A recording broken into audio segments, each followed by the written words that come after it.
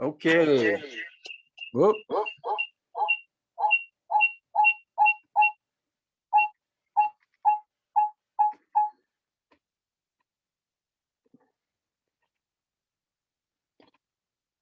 Okay. Thanks for introducing yourself. Feel free to add any other tidbits about yourself that you find interesting or you think other people find interesting. Okay.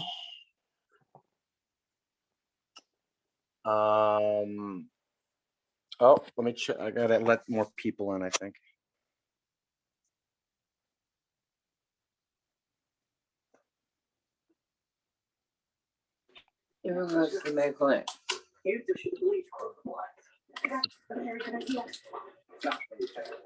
Spunky, I'm muting you. I assume you're the culprit who had your TV on. Okay, so here's the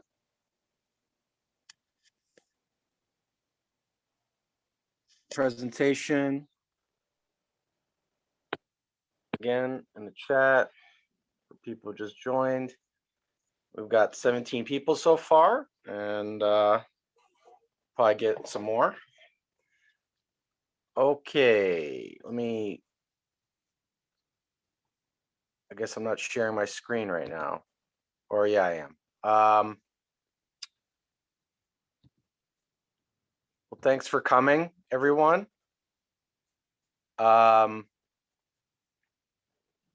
you probably know, my name is Jim, and I'll explain more about what that means in a minute.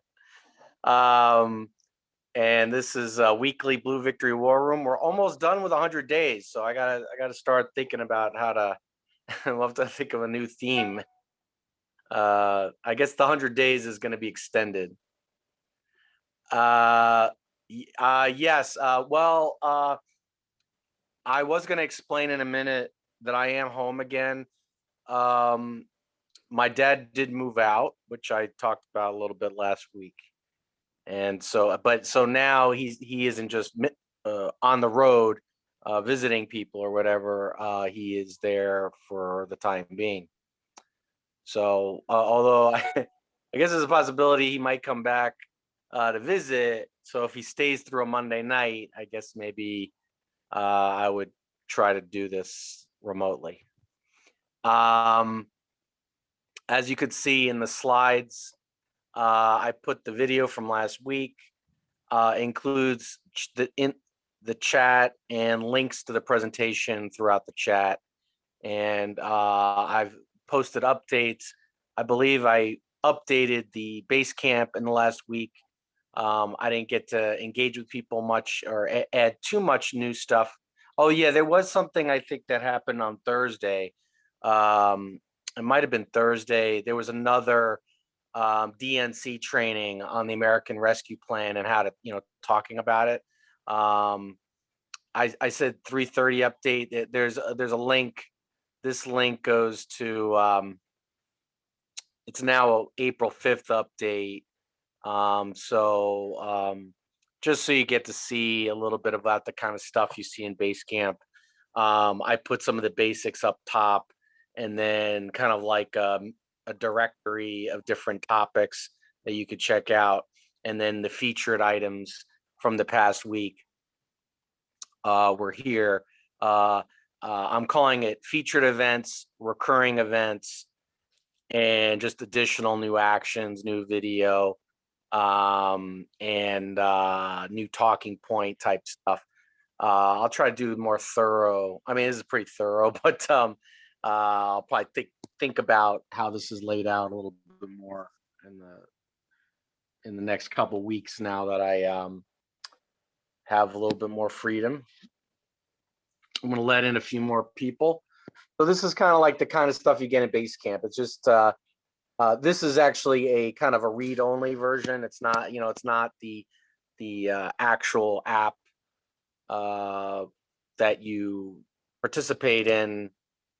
Let me see if I can just bring that up real quick. Okay, so this is what it actually looks like in the app. I'll try to be more show the more different versions of this, go beyond the slides to show links to different things more, because it's kind of helpful to, it's one thing to just say, here's a link to this thing, go check it out. But it's another thing to kind of show it and help people get a sense of what it's all about. So this is what it actually looks like on the website version. And you can comment on the things. There are 58 people on this Basecamp right now. I think there was a couple more, I think, total, but there are 58 that are getting updates on the Basecamp.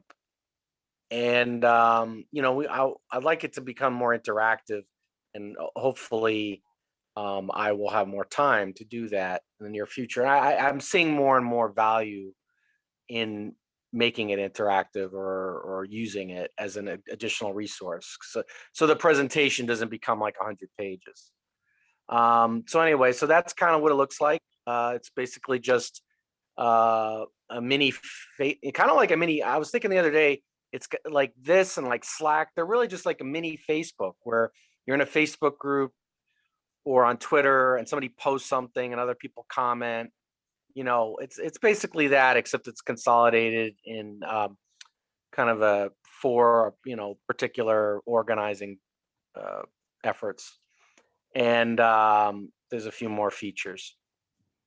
So the tips, I guess, are the same. I'll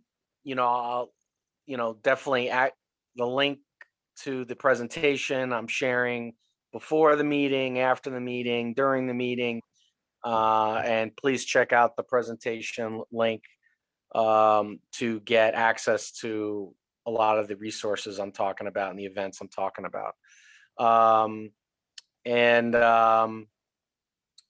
Like I said, you could put your name and location and pronouns or anything you want when you introduce yourself in the chat. You can also change the name of of yourself in the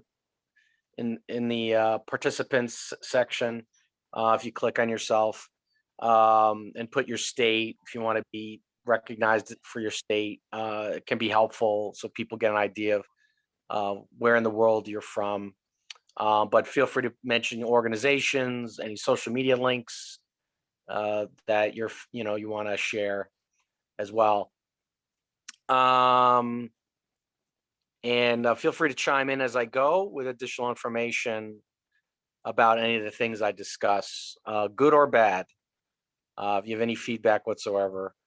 Sometimes the bad is more helpful because I don't know all the resources like the back of my hand, so you might know which resources are not as helpful and things like that.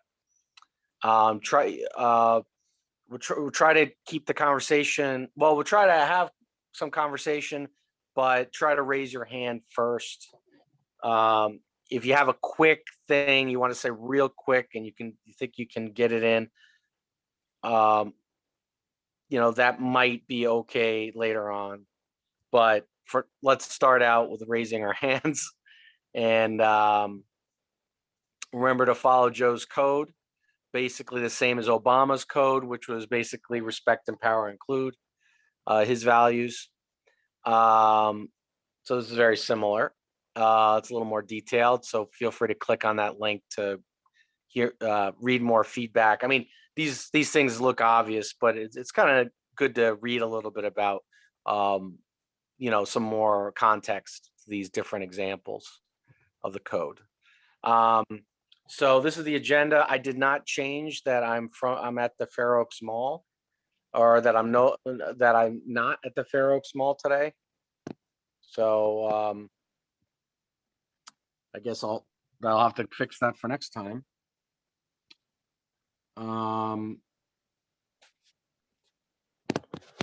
This is the agenda. I'm going to try to touch on recent events and upcoming events and actions first, then go into the kind of the recent news and talking points. So we kind of cover the basic actions that, I've decided, at least for now, that I don't want to bury all the great opportunities that are out there and important things to be done. I don't want to bury that information in these presentations. So I'll try to do that first, and then so the second half, I guess you could say, will be more about the latest news and talking points. As I've said before, this is kind of like the concept of Blue Victory is kind of a combination of the kind of events I've done with Network for Progress in the past, mostly for the DC metro area. DC, it's a lot of DC metro area stuff is because that's where I live in Fairfax, Virginia. And so I created DC, Maryland, Virginia for Joe.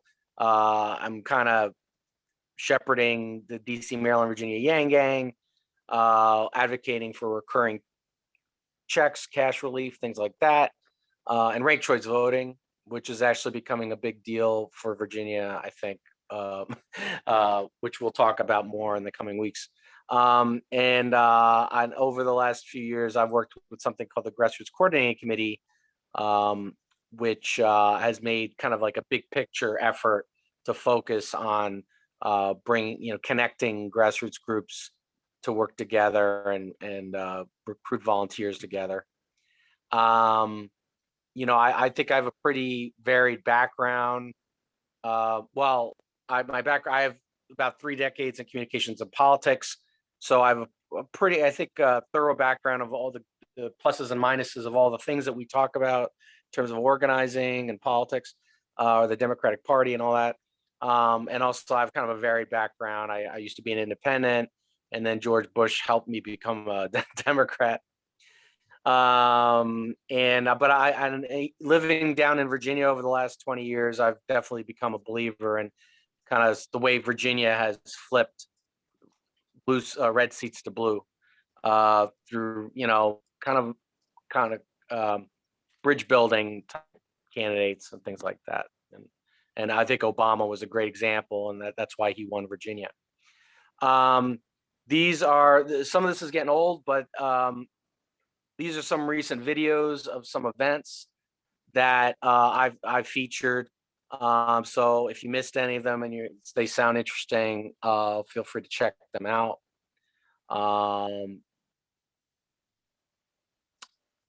I'm trying to think if there's anything in particular. Like I said, the Virginia election's becoming a big deal. So that's video of the Virginia People's Debates, which was a coalition of different grassroots groups that put together some debates with everybody except Terry McAuliffe on the Democratic side. Unfortunately, he missed it, or he did not participate. And Fairfax Democrats did a straw poll recently, which used ranked choice voting, which I think kind of showed the value of ranked choice voting.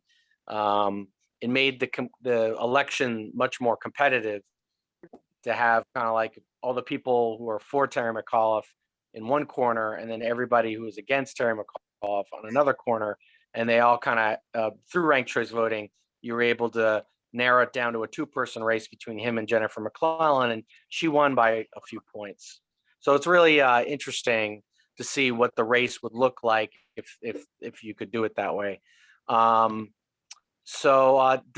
Before I look ahead, what other actions did anybody take any interesting actions this week? Or I mean, even if they weren't interesting, is there anything that you'd like to tell us? I mean, even if you don't want to tell us that much, I just want to get a feel for what people have been involved in the past week or so. Anything that we can learn from.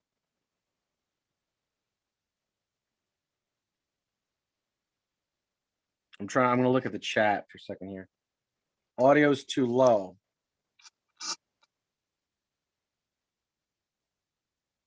So it might be Raul's fault. Okay.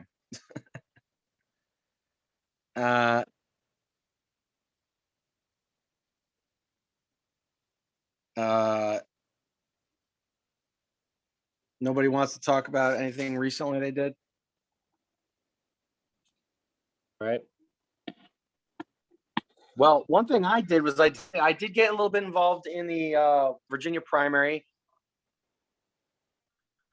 I volunteered for a couple candidates, Jennifer McClellan, who is a state senator running for governor, and Sam Rasool, who is running for lieutenant governor, who I really like because he is a progressive candidate, but he also has a lot of experience. He's been elected 4 times as a delegate in rural Roanoke, Virginia, and has a real strong commitment to bridge building and training activists on how to engage voters in a way that kind of builds consensus.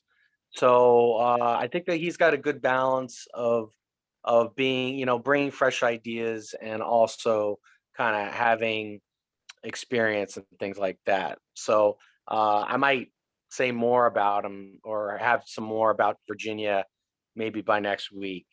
Cindy, you raised your hand.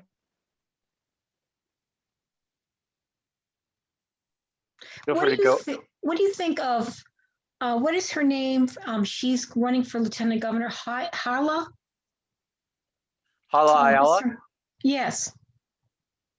Yeah, I don't have any strong feelings about her. I mean, she seems okay. But there's some people better than others, or they've been more active. And Sam, say for example, with Sam, he's known throughout the state, so he's very popular in Northern Virginia. He won the Fairfax Democrats straw poll. What about what's the other one that they're looking at? The other lieutenant governor, or am I thinking of? Oh, maybe I'm thinking of what's his name, Herring or somebody like that, or is he? Oh, he's he's the attorney general. He's running for a 3rd term. Oh, for attorney general. Okay, right. All right. So I got mixed up. Okay. I was just curious because I hear, because I go to a lot of things and I hear from some of the people in Virginia, and I get mixed up because I'm interested in the McCullough and McClellan runoff. See how that might be. It'd be good to have a woman governor in Virginia, next door to Maryland. I'd love that. Well, I mean, the problem is you have 2 women running that might have similar constituencies. I mean, they're both African American women who are maybe a little bit more progressive than Terry. So that's why I think maybe the thing is, you always want to take lemons and make lemonade. If people are upset with the result in Virginia, they're like, "Oh, Terry McAuliffe, he's coming back." I mean, he only had 1 term because of the way we operate in Virginia. He's able to run one at a time, 1 term at a time. Oh, so you do 1 term, you can't do consecutive, is that correct? Right. So Why? what is tantalizing, I don't know. So I think somebody said it's because of racism, but I mean, I don't really know if that's the case. I mean, it's the only state that does it that I know of. Maybe there's, I mean, I really don't know what the sinister plan was behind it. I mean, you could argue that it encourages new leaders. So I don't know if it was. I mean, I think at least 2 terms is fair. But maybe there's a history of the old South, them coming up with this idea, but I'm not 100% sure. But Terry didn't have a Democratic majority when he was in office, so this would give him an opportunity to work with a Democratic majority. But on the other hand, some people don't like the fact that he's kind of still kind of like, I mean, he kind of fits in with the Clinton brand, or I mean, but like in terms of like he's a money guy, and he kind of hasn't really he takes money from the state utility Dominion that has tried to put up more pipelines, and has not really invested in green energy or whatever. So there's some concerns, and I have concerns that have to do with the democratic process. Like, I'm concerned that the party might not, that Terry is not a grassroots guy per se. and like I don't even think he had events on his website until maybe this week. I heard maybe he has them on now, but I'm not really sure that he's going to engage with the grassroots enough. And that was my concern about Northam, is that he was a little bit out of touch with the grassroots and how to engage voters. But Trump, we were recovering from Trump, so Yeah. so he and actually some people think, and I think it might be the case, is that there was kind of a bottom up wave, not just a top down wave, that some of the grassroots, the local candidates, that the new wave generation of candidates, they propelled the ticket from below, and that's how we won 15 seats in the first cycle in 2017 after Trump. So I don't know. I think there's pluses and minuses. Obviously, Terry's got name ID, and he did a pretty good job overall as governor. So, Are you worried? Are you worried that with all the backlash there was against, was it Northrop? What is his name? The present governor. Right. When there was that thing a couple years ago when they showed a picture of him in a 1980s. Yeah, yeah.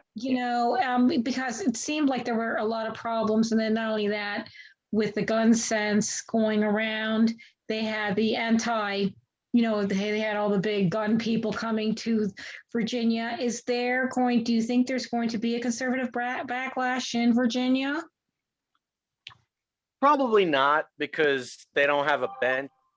There's like a couple businessmen that are running for office, and then a crazy state senator, kind of like our Marjorie Taylor Greene, Oh, really? Amanda Chase, who I like. The Republicans aren't even doing a regular primary because, in some cases that can mean they're trying to have a smaller electorate so they can nominate a crazy person. But in this case, I think they're trying to keep her out, and they think that if they have a convention, that's how they keep her out. So I don't know. I try not to pay too much attention. I mean, if you try to learn everything there is to know about Republican politics, I mean, that can do a lot of damage to your your time. So I try not to learn. If they put up I'll care about the crazy person they pick after they pick them. And but it doesn't look good for them. Maybe the lieutenant governor candidate or the attorney general candidate will be better. I don't know. But there's always dangers in the year after a Democrat is in the White House. There's always, Obama, there was a lot of backlash against Obama. We lost the governor's race.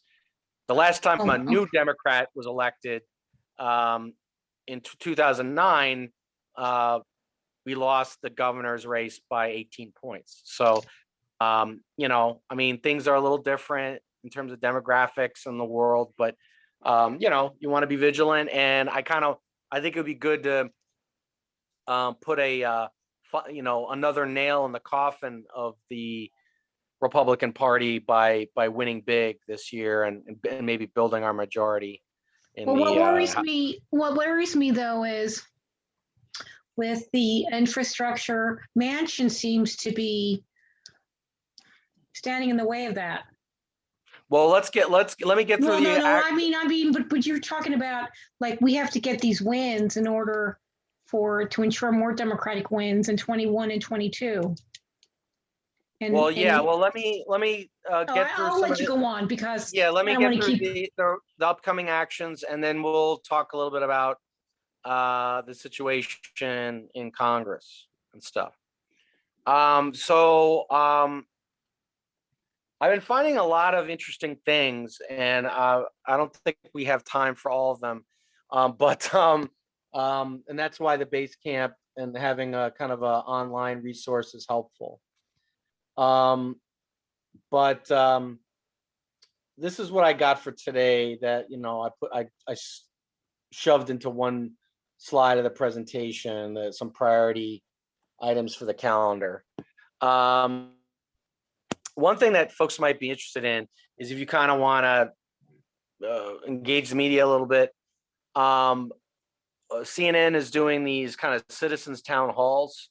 I think it's basically been once a week, and I participated in one. I think it was a couple weeks ago, and basically you register, say today or maybe even tomorrow morning, and you can ask a question, and then you watch.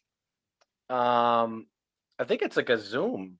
I'm not sure if it's a Zoom or not, but you get invited to be in the kind of the private room where they have a panel discussion with some of their CNN hosts or analysts, and then it's also good, gets posted on YouTube later.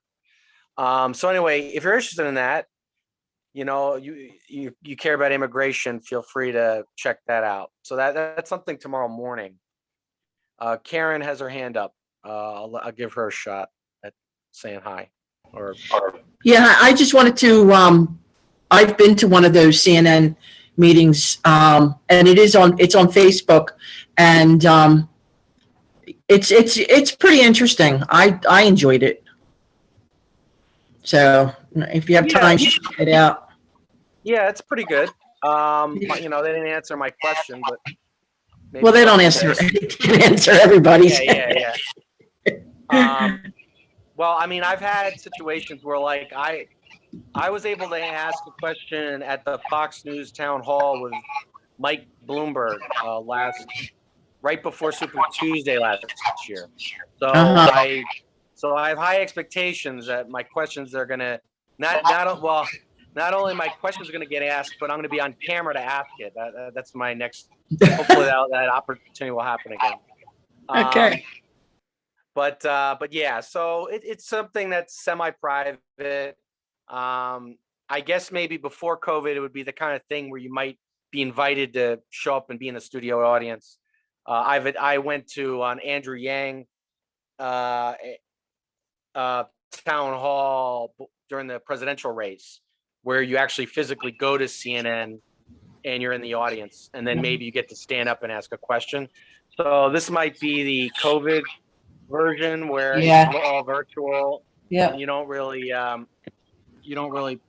feel like you're there. But true. I got some. I'm listening to something in the background. I guess now it's over. All right, we're all on mute, I guess, or almost all of us. I'm not on mute. Okay, so, but also tomorrow there is a town hall with the team DNC.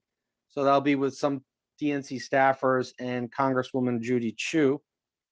So folks might be interested in that.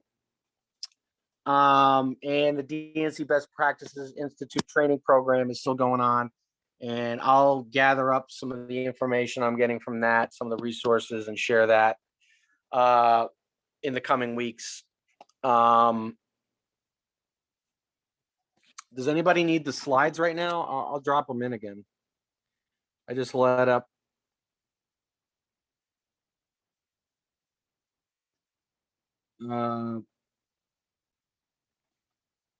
Basically right now we're Stephen said, I watched the Smart Elections talk on April 5th. Yeah, Stephen, if you could find a link to that, feel free to share it. I'm not sure it was recorded. Oh, okay. Well, if you find anything interesting that relates to it, if any, feel free to share it. Or people can just Google the name there. There have been a lot of phone banks that have to do with promoting HR1, the For the People Act. So I put them in here. And Fair Fight Action, Stacey Abrams' group, is doing text bank trainings and voting rights phone banks to get people to continue to put pressure on Georgia legislators on the issue of voting rights. It's never really too late to kind of keep putting pressure on. So it might affect something down the line. So let's not give up on Georgia and everything. Alan, you got your hand up? Yes, Jim. Have you heard these rumors about, they're talking about more stimulus payments and increasing Social Security by $200 a month? Have you heard those rumors? Well, if the rumors, that's not a good sign. But if there's a news article where they're reporting on this, if there's sources on that, that'd be interesting. There is a letter that went to President Biden from 21 senators supporting recurring checks during the rest of the pandemic, or for the time being. And so that's something, I have some information in the presentation about that. Social Security. Adding more to Social Security, I have not heard about that, but I might have been out of the loop on that. Okay, thank you. Okay. Yeah, if you find anything, feel free to share it. If there's any news articles or anything, or if anybody else wants to Google it and see if there's anything in the news about that, that is interesting. So yeah, I think this American Jobs Plan, it could lead to an extended negotiation and could evolve. And I think I did hear that there was a possibility that there would be more cash relief in this bill, which, to be honest, wouldn't be the worst idea in the world. I think any bill where the number one piece of it is sending people checks. I mean, that definitely makes the price tag go down easier for the average voter. I really think that the cash relief helped make the COVID relief bill, the American Rescue Plan, more popular. But anyway, let me just go through this list real quick, and then we'll get maybe into more of the issues. So the Maryland Democrats are having a fundraiser on the 14th that some folks might be interested in. It's with the DNC chair, Jamie Harrison, and Jamie Raskin, who became quite famous for his prosecution of Trump during the impeachment. It's not cheap, but it's not outrageous, so I put it in here. Sister District is doing an event series with different organizations in different states, talking about how they're organizing and what I guess maybe a little bit about the politics of their state, each state, battleground states and stuff. So you might be interested in that. That's going on until June, once a week, I believe. There is a Texas special election coming up. I don't know the details about it, but I know that Activate America, which used to be called Flip the West, which do a lot of swing left type, sister district type volunteer support from outside California or wherever they're from. So they're focusing on Texas now, and I guess Activate America is they're interested in flipping beyond the West. So you might be interested in that. That goes on till the 29th. And also the Pennsylvania Dems are trying to reach out to households to make sure everyone's registered to vote. I'm not exactly sure how they picked who they're going to be calling, but it's supposedly voter registration is the focus. So folks might be interested in that. I've been talking about the Organizing 2.0 conference. I don't want to sidetrack us too much, but it's kind of like it's an event created by New York City progressives, progressive/Bernie-esque organizers, but they have a lot of digital trainings or panels that relate to anybody who is interested in that kind of stuff. So you might want to check that out. I don't know if I want to. I want to make sure that we keep this tight. So I mean, I'm gonna. If I have anything more to say about it, I'll try to say it in Basecamp or something later in the week. But that is coming up on the 16th, which is was that Friday? Yeah, Friday.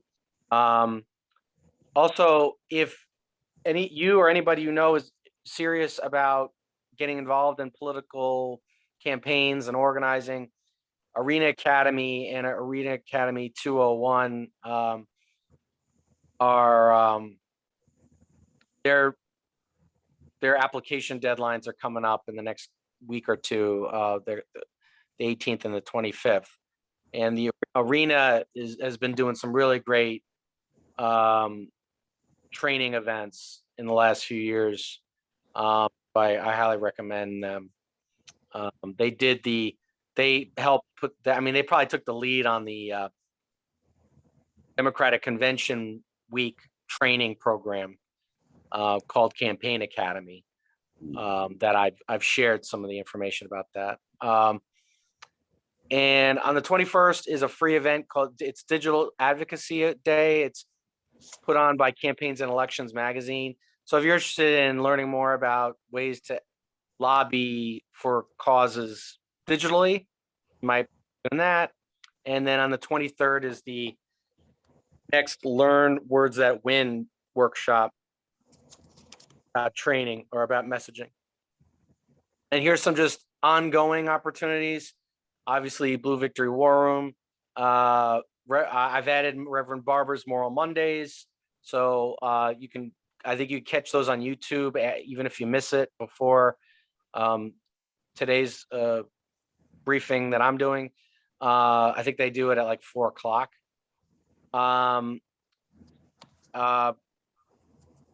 Carolyn Barcroft is doing these Cup of Joe organizing meetings, and she has a Slack and stuff. I'm going to start. I have her presentation. If you want to kind of preview it, I'll put that in the Basecamp after this meeting today, so you can kind of keep up with it. But she goes pretty in depth on what's going on with the administration and stuff. And then Sandra Long does her 2020 Victorious events. They're on alternating Sundays. So if you're interested in discussing the issues going on in the first 100 days, you might be interested in that.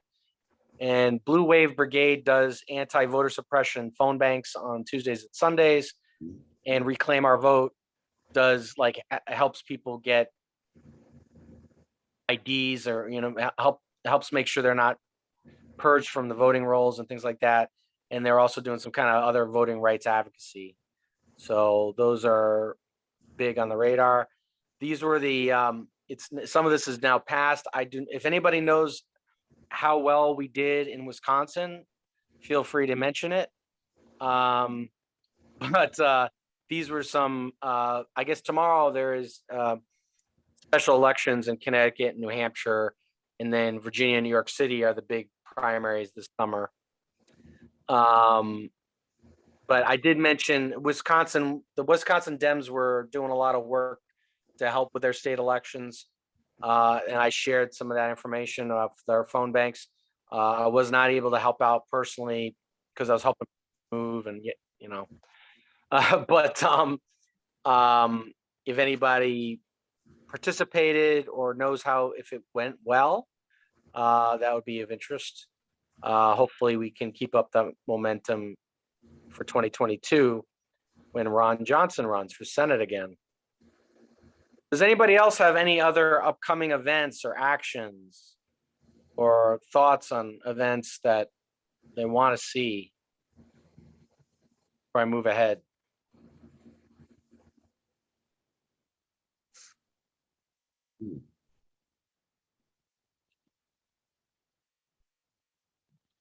Well, everybody's quiet. We've got 22 people. Okay, BK, go ahead. 1 second. Hi, Jim. This is my first time. So Okay. I'm in a digesting mode, a lot of information. I downloaded a lot of stuff. So hopefully I'll look into this a little bit later, a little bit deep.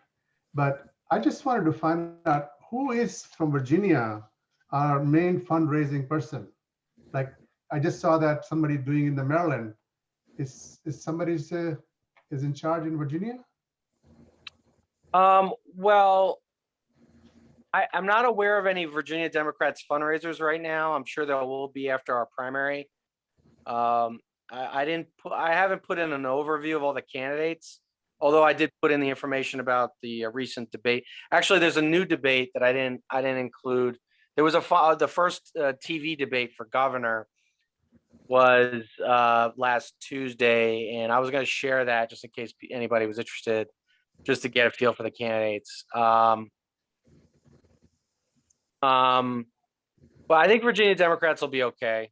You know, we've been in pretty good shape the last few years. But I'm sure we'll be asking for your money after the primary is over quite a bit. Okay, thanks. But yeah, I mean the Virginia Democrats they do fundraise, so I'm sure they'll. I don't know. I was thinking about adding some information about fundraising to the presentation, like give people like the kind of more of a dashboard type overview of where the party is in terms of popularity, maybe some more polls and some more fundraising numbers. So that's something I can add in the near future as well. But I think we'll be okay on money. No, I think just a question because somebody's doing it in Maryland. I thought maybe something is also going on in Virginia. So I wasn't aware of that. Just thought maybe, if there is one, I'd like to participate on that. Yeah, I'm trying to think. I'm not aware of any big fundraiser for the Democrats right now in Virginia. I don't. Yeah, it is kind of surprising. You'd think that there might be something. There might be something going on before the primary for the state party. But yeah, I mean, I guess that's a good question. So yeah, I mean, it will be of interest to see how much money is being raised or if they have enough money. I just saw that. I just went and I just click on the link. Jamie Harrison and Right. Jamie Raskin. I think it starts from $50 to $1,000. Yeah. In Right. between, which is interesting, by the way. And I think something like that.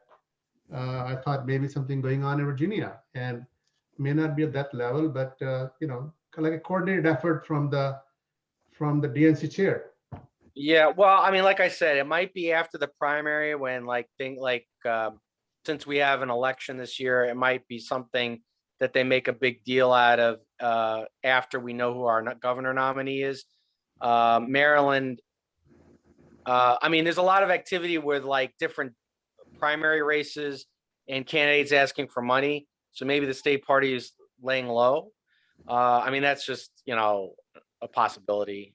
But Maryland might need the help more. I mean, because they're a blue state in presidential elections, but they lost 2 governor's races in a row. So they might, who knows, maybe they need it more than we do. Okay, no, that's good. Good to know. But yeah, we'll have to keep tabs on Virginia's bankroll. All right. Other than that, especially with American Jobs Plan, make sure to reach out to your. I saw a little update in the chat.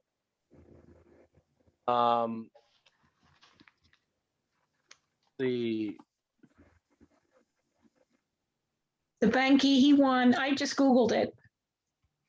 is that That in Wisconsin? Yes. He just, they just said they counted all the votes and he won. And I checked him out and he's a Republican. He's pro-gun, pro-life, pro-God, pro-fiscal responsibility, We got a bid. small government. So guess. But, Well, it might have been a very red district, but nonetheless, it's too bad. Yeah, it is too bad. This is in Maryland? No, in Wisconsin. Oh, Wisconsin. Yeah. in the 89th Assembly District. Who was there before? I don't know. I just checked to see the election results, and This is Tuesday. it was last Tuesday. Oh, They finally counted the votes. I mean, it was probably a Republican district, and maybe this guy won re-election. I don't know.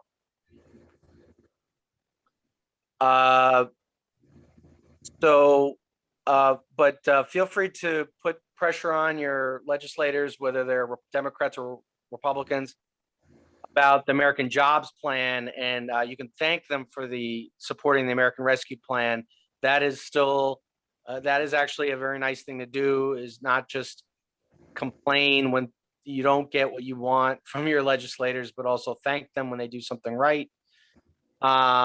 If you support recurring checks, feel free to support the petition that I've included, and you can advocate for it on your own if you'd like. And then follow Media Matters, Popular Information for updates on corporations kind of reacting to the voting rights stuff in Georgia, and getting, issues with Fox News, and sponsors, getting rid of the sponsors. Fair Fight created Stop Jim Crow 2.0.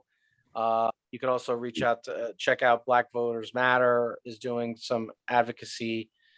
There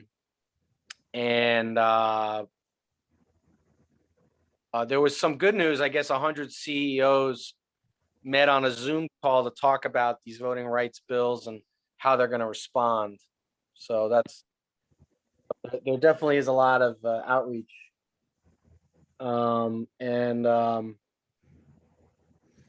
Sorry, I'm looking at Leslie. Yeah, I did. Leslie, where'd you get that list of the upcoming elections? From one of the multitude of emails from various Democratic or progressive organizations. Okay, well, maybe I might have stolen I that. have to look sometimes. It's either all on the line or the Democratic Legislative Campaign Committee, one or the other. But I get so many updates daily, but it's from either all on the line or DLCC. Okay. I have a couple questions that I mentioned about Maryland passing police reform. Yeah. Oh yeah, I heard it. I just saw what Jennifer said about Louisiana. Yeah, I think that's a very red. Sorry, it's a very blue district. But you never know. So, but yeah, that if anybody has any information about helping that district, let me know. Jesus, I'm not positive if that is, is that a runoff? Or is it two Democrats running against each other? I don't even remember with Louisiana. But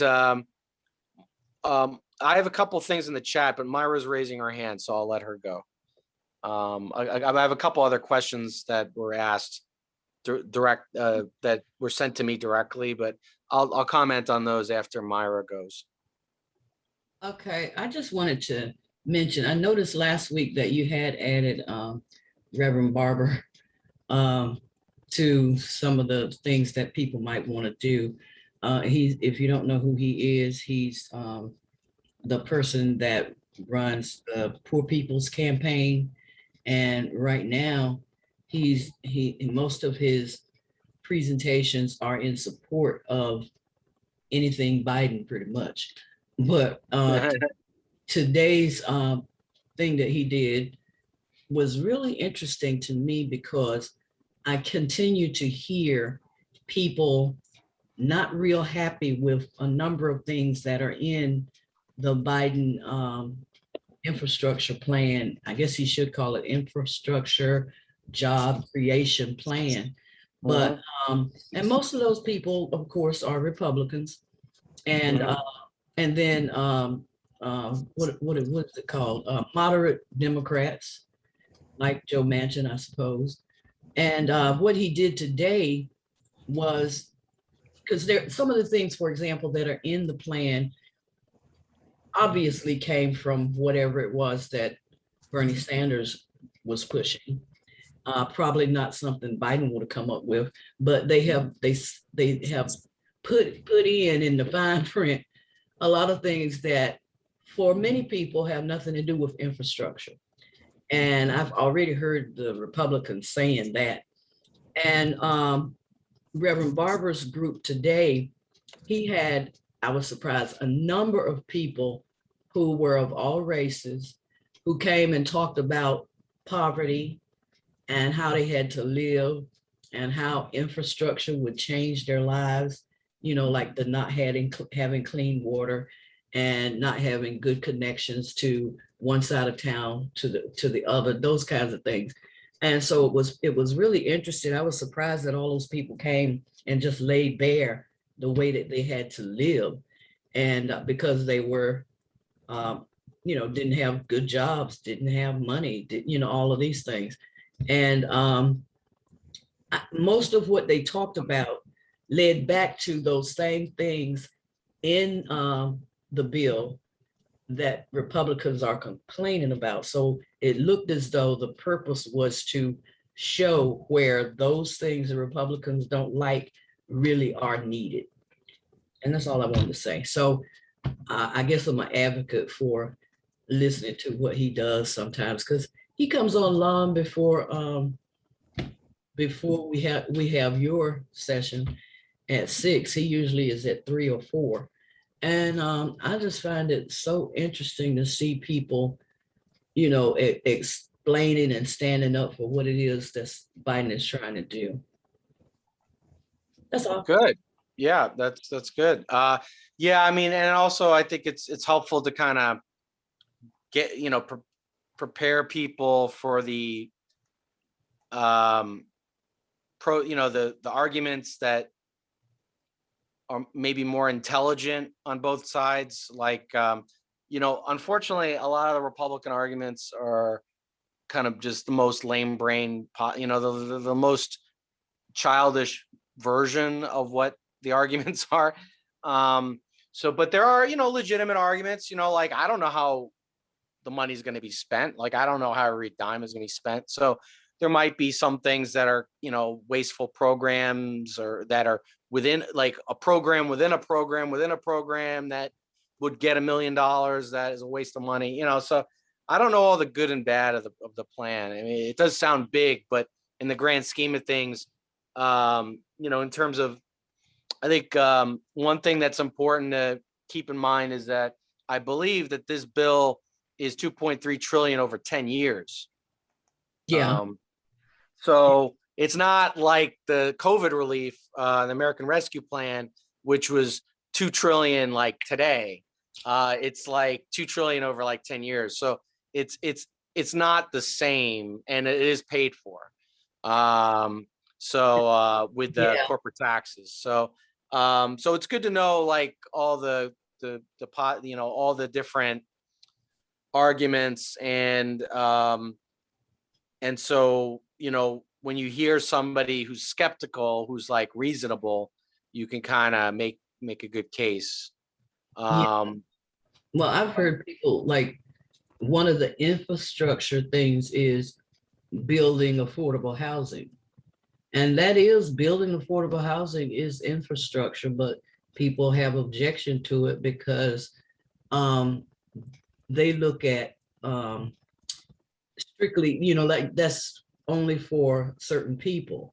And they think that everything that's in there should be something that will be to the benefit of the nation, not of individual small areas kind of thing. And so they don't like that. They don't like those pieces that end up doing something for the poor and for the people who have been marginalized and that kind of thing. And when you read the bill, there's quite a bit of that kind of stuff in there. Well, So, it's called the American Jobs Plan. So it's like an infrastructure build, but it's not saying that it's only roads, like, I mean, and when you're talking about internet and housing and schools or what, I mean, when you talk about some of these things, I mean, they are infrastructure, electricity, those kind of things, energy. So, I mean, yeah, I don't know how the elder care part of the program works. There's an American Jobs Plan fact sheet that I went to that slide that the administration came out with. There's probably something from the Democratic Party. So that is, oh, well, I put this, wait, I put the slides of the American Rescue Plan training they did the other day in here. I don't know what if the DNC has a additional fact sheet about the jobs plan. I was a little, I wasn't able to go through everything this past week, unfortunately. But anyway, so, I think that when you look at the White House American Jobs Plan fact sheet, that might help give people more information about the different aspects, and if they're over 10 years, they're actually not as expensive as it sounds. It's like 200 billion a year overall or something like that. yeah. So there was a couple other questions in the chat.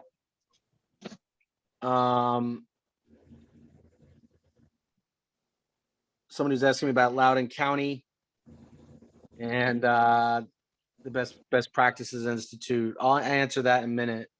Does anybody else have any other comments about the jobs plan? Anything that came out in the last week?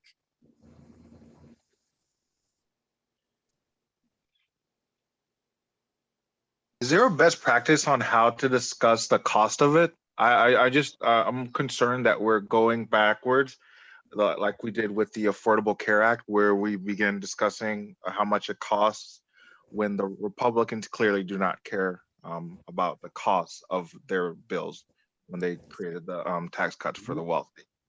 So I don't know if there are talking points for that, but I'm just afraid that we're going to fall into that same trap of going over the cost, spreading it over 10 years, and then having them push us further to the right, and then wanting to spread it out over 20 years, and then not having that win to use in the next election. Jim, let me. Jim, this is BK. Actually, on the White House website, it's not 10 years; it's 15 years. Fully paid, and I think it's a pretty detailed explanation on the White House website. If you look into that, Check it out. Thank you. I think they even you can actually download the whole plan if you want. There's a fact sheet there on the job plan, very detailed. Yeah, I included the fact sheet. Yeah, I mean, it's paid for. It's over 10 years, so it's not like out of control. I mean, it's a pretty reasonable thing. But to be honest with you, because this week I had trouble spending a lot of time on this, catching up on this, I didn't, I didn't go through that fact sheet yet. So Yeah, this fact sheet is a very detailed. Actually, it's not 10 years, 15 years. And at least that says on the website. And they've given a detailed plan, where goes 10 billion, other goes 15 billion, and what it will create. I think one side you have the spending, other side you have the benefits. And if you equate that, somebody has to do this work really. I mean, if somebody has thought through all of that, but in a one page kind of a tabular format. This is the plan. This is the benefit. This is what it, this many job will provide over this time frame. I think that will be phenomenal. If we probably, somebody might have already done it in White House. I want to jump in here and say this real quick. How we identify what we're doing is really important. And I think that, you know, everybody calls it the infrastructure plan, but it's a jobs plan. And I think that's what everybody should start calling it, because if you look at it, it confuses the issue because it's really got infrastructure and all sorts of things in there. And people are calling it the infrastructure plan, and it's the jobs plan. So how we name something and how we refer to it makes a difference. Yeah, it says job plan, American job plan, fact sheet. That's what it says. Right, I agree, but what she's saying is that on the media and even in some of these calls, it's referred to as the infrastructure plan. Right? Yeah. Yeah, that's what I'm saying. And that Right. will confuse people if they keep hearing what's in it, because what's in it is more like a jobs plan than infrastructure. Infrastructure is just a way to help people get jobs and also to get the infrastructure done. Yes. But everybody is calling it an infrastructure plan. We need to call it what it is. Right. Yeah, I mean, I think infrastructure is a big piece of it, but I mean, and then, you know, there's some things that are not always considered infrastructure, but should be, you know, and there's some things like elder care that, you know, it's more like healthcare, I guess you could say. But yeah, if you could talk about the jobs plan and then just talk about what's in it, and then infrastructure would be one of the big pieces of it.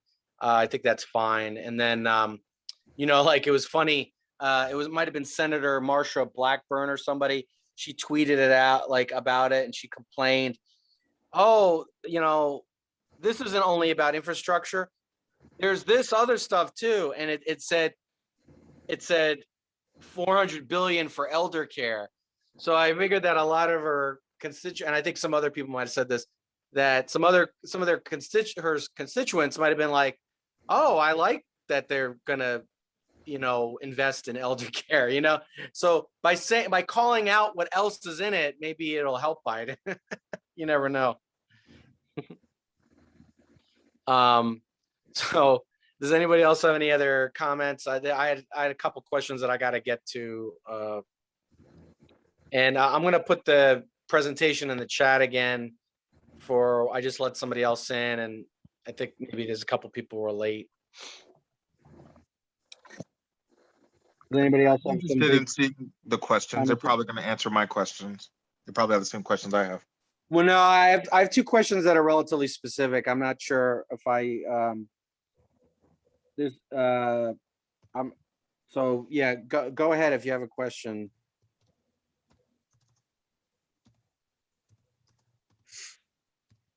Did you say you had a question? I think I'm good. All right. Yeah, the two questions that I was hanging on to is BK wanted to know if I knew anybody in Loudoun County. Yeah, I think Lisa Saviglio is the chair of the Democrats in Loudoun. So What's her last name? Saviglio, Saviglio. I think the first name is Lissa, Lissa. I mean, are you trying to contact somebody about a particular thing, or you just want to connect with your Loudoun Democrats? Yeah, just to connect in Loudoun. I lived there, 4 years ago. In 2016, my house was the main hub for like the entire distribution for all the logistics in Loudoun County. And after that I lost touch. So I just want to get connected with somebody locally here. Okay. Yeah, I mean, if you go to if there's probably like loudondemocrats.org is probably well, they're on Facebook. I don't know if they're on Facebook. But if you go to Loudoun Democrats, Georgia. loudondemocrats.org. Okay, So if you want, you could sign up, maybe you could sign up for their emails. okay, okay. And there was some other question. Thanks, Stephen, for sharing the YouTube of that thing you saw. Is the Best Practices Institute might do another training like this every spring, Julie. But I think I'm gonna have all the videos, recordings. So I'll share that through the Basecamp and I think, well, because you don't really have to log into Basecamp to see a lot of this the links and stuff. So even if you don't join it, you might be able to check that out that way. But I'll make a note of your, I'll try to get folks more information about what's in those trainings. So we can all benefit from it. The main thing is that if you didn't sign up by March 14th, you couldn't get a certificate to say you like graduated from their trainings. Which if you were younger and you wanted to get a job, that might be helpful for you. But if you just want to know for your own background and general information, I think, there might be some other perks like some way as well, but I think I can share the Zooms with everybody and maybe some of the slides and things. So I'll try to do that finally in the next week. All right. I don't know if Julie was still with us, but all right. Well, I'm open to answer some more questions or talking some more. I guess a lot of these events, they try to cut it to an hour if they can. The presentation takes a little bit more than an hour, or with all the with the discussion. But I think a lot of the other stuff I've gone over before. I just have a lot of links to resources, like the social media accounts and past trainings and things that we can check out. I think I'm just gonna skip everything else today. But make sure to if you see, if you're, make sure you're following Biden and the White House and the Democrats on Facebook and Twitter and even on YouTube. I think YouTube is one of the underutilized social media channels for Democrats. I see a lot of candidates with or even Democrat elected officials who have 20 subscribers to their YouTube. It's like that you should have more than that if you're elected to office. So anyway, so make sure to follow everybody and help them out, because if they get likes, their content will get more get a boost. Does anybody have anything else?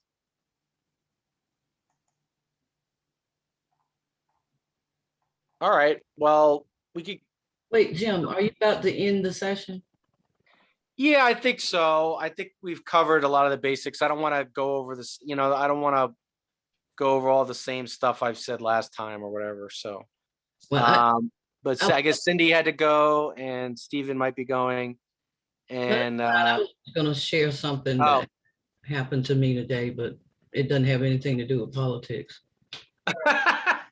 It was very strange though. This morning when I checked my email, I had messages. Thank you, BK. From my bank telling me that I didn't have any money. So I went to my account and looked at it, and all my accounts were zero balances. Oh my God. And I almost had a heart attack. It took me about 20 minutes to finally get to talk to somebody. And when I talked to them, they went through all of this trying to identify who I am. And then they told me that